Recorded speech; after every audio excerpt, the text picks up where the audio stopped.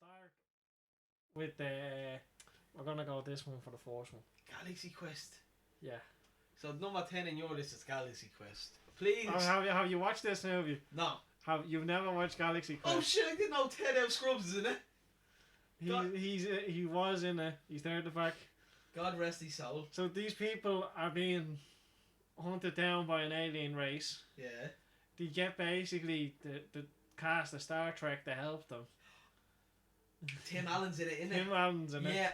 Oh, it's a TV show from like the 80s that was like Star Trek, and these aliens hire them thinking they're actually real. Now this came out after fucking Star Trek and all this. But That's what I mean. They thought like, the these premises. people are gonna save the world and all this. It's fucking ridiculous, this movie. Like, you could sit there and you can question everything that's in it because it's like, What's that American guy on the right's name? He's in a few things. I don't know. I will have to put these up because I am talking. Let me just Google Galaxy Quest. Your man on the left, he's in a few. So he's in a lot more Disney adaptation stuff. Your man on the left with the weird bowl cut. But they all got bowl cuts. Yeah, well the man on the left. There's only one man on the left. I had to try and find their fucking names now as well. The actors. Yeah. They're on a load of different films. I know Galaxy Quest, but see, you're more into your sci-fi than me. I randomly watched this one day when I was about fucking 16, and it was on the television and I wasn't asked to change the channel, and the fucking laugh I had. I'm looking through your top 10 because it's here on the screen in front of me, and what I'm actually shocked is Saving Private Ryan's on, and I thought you were into war films. Well, that's my favourite movie of all time. That's what I was like. I said to Leah. I wanted comedy movies though. I only done comedies. I said to Leah, it's Saving Private Ryan. He loves war films, but because there wasn't many good action or serious films in the 90s. We can do that next. Oh, I think we'll just span that out because there wasn't that many good films. We'll do it from the 90s to the mid 2000s, 2005. Yeah, on a side note, war films, I'm not mad into. I think the only war film I actually even half liked, and I don't even know why, was Behind Enemy Lines with Owen Wilson, and I don't know why I like that. Behind Enemy Lines? Yeah, remember Owen Wilson? He was basically behind enemy lines, he was trying to get back. Oh, yeah. Right, so Galaxy Quest is number 10. What's number 9? I'm gonna have to throw the clown heads in there. Oh, man. I just, you know what? It's a funny film, but just the way they talk is so cringy. I'm like, no, I can't watch this. I can't. Like, look at these two fucking clowns. It looks like Ian and Derek's getting ready for the night out. Oh, God. They have better airlines, actually. You know what? I feel bad and I'm apologising because they're going to listen to this. What's worse is they're going to actually say, you haven't got a chance of slagging people's hairlines. Yeah. I think Derek said it a few times. I'm the only one that can actually slag our hairlines. I don't know. A lot of people hide it with their fringe. I don't have a fringe. But yeah, this fucking movie is absolutely ridiculous. Right. It's not even funny because it's funny. It's funny because of how stupid it is. Like, it makes no sense. No, it doesn't. Like, the young one has a cone head and your man fucking he's an American Ninja. Oh, the big fat white fella with the blonde hair. Yeah. He's in it. Right. I think you're beautiful. So Coneheads is, you know what's funny, when you mention him, he's actually in another film similar name. He's in Airhead. Did you ever see that film? I haven't seen that in years. Oh, he's in that as well. Jeez. Right, so what's Coneheads number 9? I'm gonna have to go with Robin Hood, Men in Tights. Well, I'm glad you got the first 3 films out that I'm not really mad about in your list, because I've seen every other one that I've seen. Well, I'm definitely gonna watch Galaxy Quest. No, I'm not watching any. You're gonna have to watch Galaxy I'm not Quest. watching any of the 3 you've just talked about, especially Robin Hood, Men in Tights. Yeah. It's fucking ridiculous. Like, you know that scene where Austin Powers goes into the tent and the light comes on and I have to pull out. I'm guessing you stole it from this. He stole it from this. Oh man, you know what? Yeah, man, there, you probably recognise this fella. Glasses. Is that the English fella now? Who is this guy now? Again, I'm gonna have to put these into the podcast. I have a lot of editing to do, but it'll be fun. But one thing I'm gonna have to do, Phil, is you're gonna have to send me this picture on its own because that's not how you spell tights. There's no H at the start. I just fucking. I knew that. I just didn't realise I pressed H then. So delete it because I seen it. I done it first and I was like TH. No, that's not TH in there. Right. And then I done it again. Tell me who this guy is in the front. Then we'll go on to your number 7. I have to try and find him now on this. No. What other films is he in? I might recognise him better because these pictures are a bit blurry. Is that the Irish fella on the left in the blonde? I think it is. Yeah. Patrick Stewart's in this. He's Richard the Lionheart. You know what? To be fair, this is probably one of them films you want to watch drunk. It's just ridiculous. It is like it's an old movie, but the crack that you have watching it, like it's the fucking you can see the age in it. I think most of these cheesy films, I wouldn't mind having a few drinks and watching. Like, I think of all time films I want to sit down, locked and watch and giggle at like if I was stoned is Getting to the Greek. Getting to the Greek. That's probably the funniest film you'll watch if you're drunk. Yeah. There's a few. Right. If not the latest, so this is your number 8. What's 7? No. We done 3. Yeah. Right, so I'm gonna have to give that to what's your number 7? I'm gonna go with the Water Boy on number 7. Water Boy with number 7. I think we're both at number 7 on the Water Boy. Yeah, because it's good, but it's not. It can't be fucking any higher on the list. No, I don't think it can. I think it's just funny. Again, we already talked about the Water Boy. I just think Adam Sandler, and looking at it, now you've got me getting your list. Adam Sandler's in the 90s was quality. I told you I have this one of fucking Wedding Singer there. The Wedding Singer is next. The funny thing is, right, because he's put so many of these people in his films time and time again, if The Water Boy was one of his later films, it would have bombed. But because it was one of his first very films with all these people in it, do you know what I mean? And then the next is The Wedding Singer. We don't need to go to that one. Well, Wedding Singer, so Wedding Singer is now number 6, Water Boy is 7. Wedding Singer again, funny. What's the rock star in it? Billy Idol. Billy Idol, yeah. White Wedding. It's a nice day for the White Wedding. I thought that was a classic film. It's just funny. It and is. even his best mate, your man with the hair that drives the know, he's in a few of his films, but you wouldn't recognise him in one of his other films. Which one? Right, so you remember him from The Wedding Singer, the guy driving the car dressed like Michael Jackson all the time. Yeah. He's the bald-headed creep that he lived with as Nicky. Little Nicky. Remember the creepy bald-headed fella who wanted to be a big actor? Yeah, he kept on fucking coming in when fucking the dog and all was talking. Yeah. Yeah, that's the same fella, because he has bald hair and he looks a bit fat and older, you wouldn't recognise him. Jeez. Yeah. Right, Wedding Singer's at 6. Number 5. I'm gonna go for Night at the Roxbury for number 5. Right, so this is new to the list. Night at the Roxbury. Like I said to you, you actually told me this was in the list earlier. It is a good film, but I liked it. I wasn't mad on it. But I think the funny thing that came out of this whole film is the Jim Carrey SNL snippet from it. The whole scene. Oh, what about the end of it? Where to get the whole where he has the fucking the radio over his head. Do. Yeah, at the wedding. Yeah. Yeah. What is love? He slides down the fucking thing and he just mangles. Yeah, he's just literally standing on the altar and his head starts bopping like he has a twitch and they're all there. You're not Stop the music! In. Stop the music! Stop it! Just yeah, stop of course, now the ground, you little fucker. Right, so Night at the Roxbury is 5. Who are we going for number 4 with? We're gonna go Cable Guy. What's the man on this is the Jim Carrey one. Again, I think it was just a bit cringy. No, he played a psycho pretty fucking well. Your man just wanted a mate, but he was just too clingy.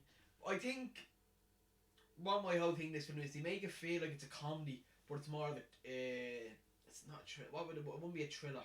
Psychological? Whatever the genre is, it's just, they make it feel too much like a comedy and it's not. Now, I think the problem is you have such high intentions that when you watch, it's like when you watch most comedians these days, they can't do serious roles. No. So when you're watching him, he's doing a serious role as a psychotic, you just see Ace Ventura and The Mask, the whole imitating, like, no, you can't get past it. I think it's funny. It is funny. The other bloke makes it, what's his face? Oh, kill 2 people in Ireland, Matthew Broderick. Yeah. What's this? Do you not know about that? No. He ran over two people in Ireland in the 90s or 80s and got away with it. Deadly. It's not deadly. Yeah, he makes it because, well, Jim Carrey's being Jim Carrey. He's just like, what is this guy up to? Like, what? Yeah. Why does the cable guy keep him showing up at the house? Cable, yeah. And then the next one. Number 3. Alright, we're in the top 3, so... We're gonna go Mrs. Doubtfire. Oh, yes. Again, the king of comedy in the 90s, Robin Williams. Fucking picture. Where'd you get this picture? I looked at the funniest pictures online. Like, the teeth are about to spurt out. And all this was improvised. Like, this cunt didn't do anything. No, I don't think... I'd say there was very little movies in the 90s where he had scripts. Maybe... No, but he's the type of person that looks at a script and is like, you know what, this is boring. Just give me something else. Didn't he say, like, that scene, like, one of the biggest movies he was in as a serious role was Good Will Hunting, is he... What's the word? Improvised. He improvised that one where he's sitting down with Matt Damon and he starts talking about his dead wife farting all the time. And they're doing giggling in their heads off. And he came out later on and said that was all improvised and he just kept rolling with it. Yeah. I think that's something you have to watch. Funniest improvised scenes, because that would be... There was a thing when they came out with Aladdin. Do you know he asked Disney not to advertise Aladdin as the genie, as much as the genie as he could. He didn't want the genie to be advertised. He had the right style, because if films these days didn't have constant trailers, you wouldn't have high expectations.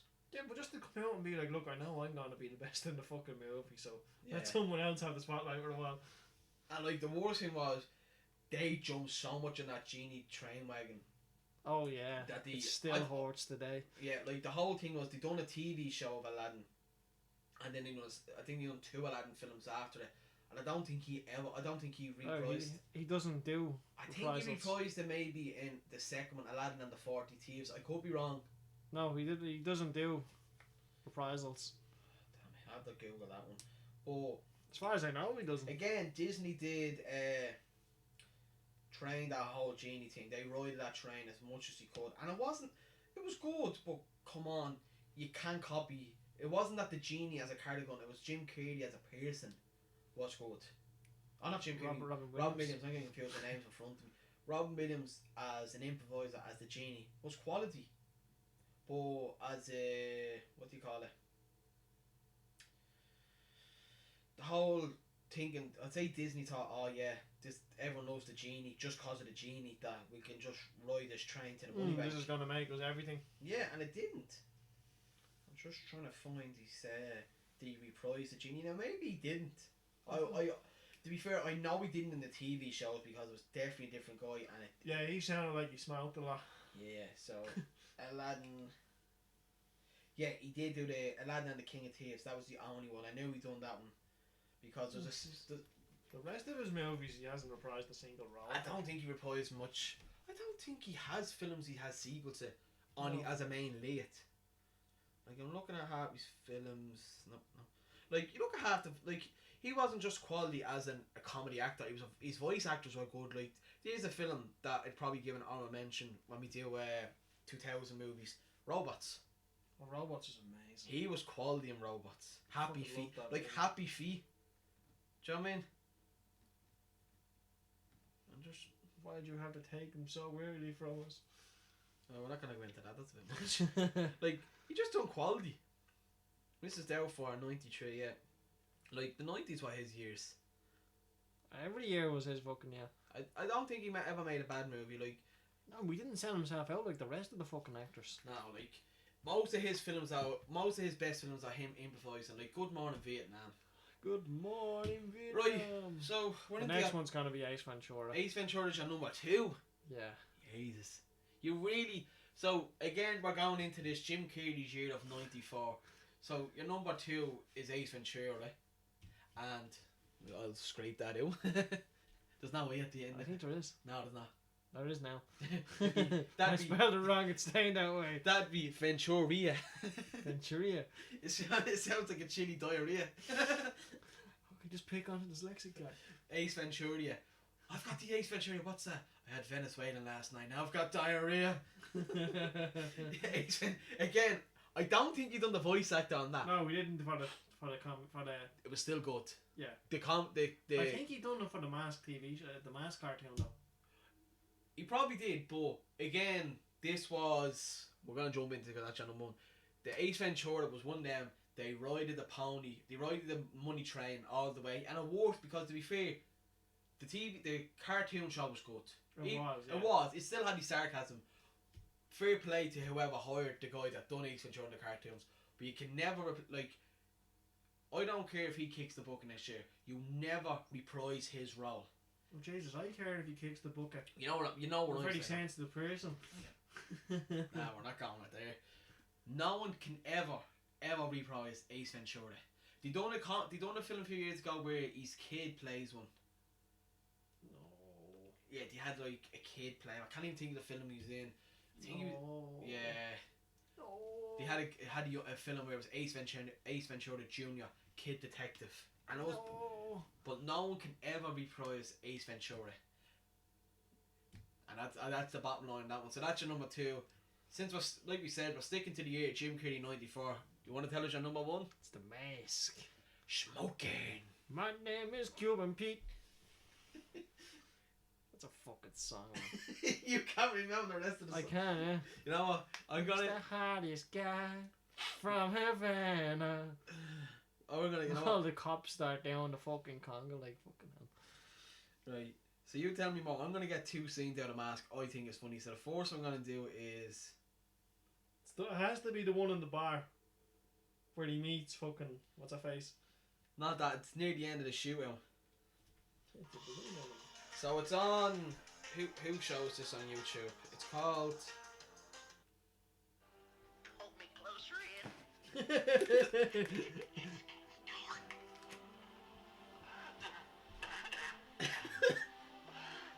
Tell Annie I'm the little yeller out. And your man starts nearly crying. Tony Jim, I won't be coming home this Christmas.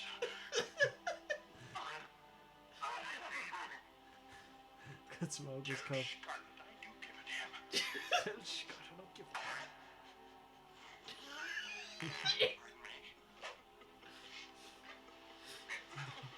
Your man starts crying. Like that was probably one of the first fourth wall scenes in the movie. Oh yeah. Fourth wall breaker, should I say.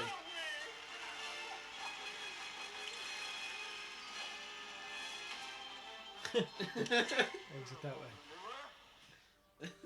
And then the second one. Oh, What? the second Mask movie. Oh, the one with Yeah, the man from fucking the Mummy. No, he wasn't in it. Wasn't that him? No, it wasn't who you were thinking of. Your man that's in Doom Patrol. Is it Doom Patrol? Yeah, he's in Doom Patrol. No, your man that was in the Mummy. I know who you're on about. He was in the. I was acting to get the second one up. He wasn't in this. I actually don't know who. I don't even think it was a big actor. I know the film's called The Son of the Mask. Oh, that was really bad. Oh, it's very bad. Like they brought in the whole Greek mythology, not Greek, the Norse mythology. Yeah, the mask was made by Loki. Yeah. It's like, no, it's just there. Stop giving everything a reason to be there. So obviously we're gonna do this one because you just sang it. So we're gonna play in the background, have a kick of them.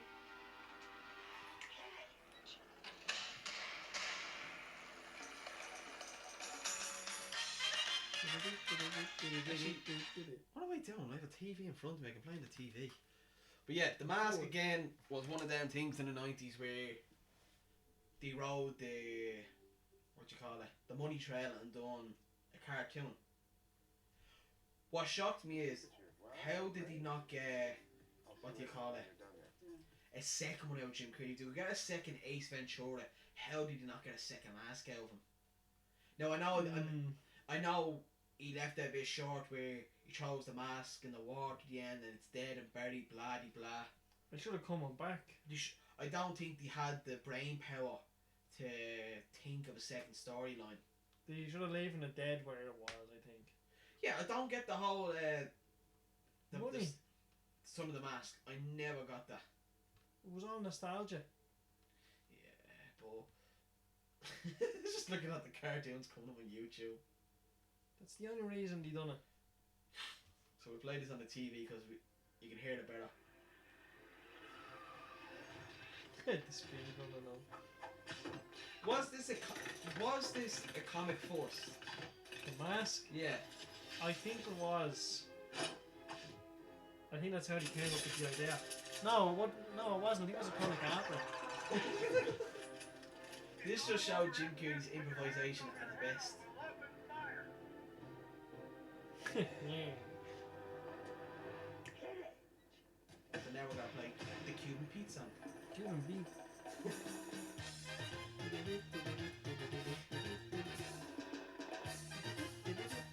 I'm definitely putting this in the video. But I think this is credit to Jim Carrey. They're all just dancing.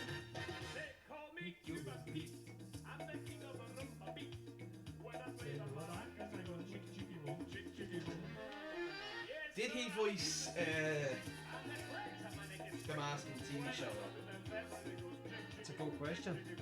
That's why you're on your phone, you'd be quicker than me. I actually got no point in it. I don't charge anything, do I? No. I think you should. I don't charge it awesome, right? Sound like a shop.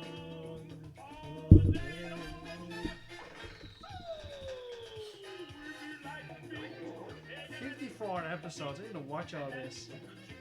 Oh my god, no. That.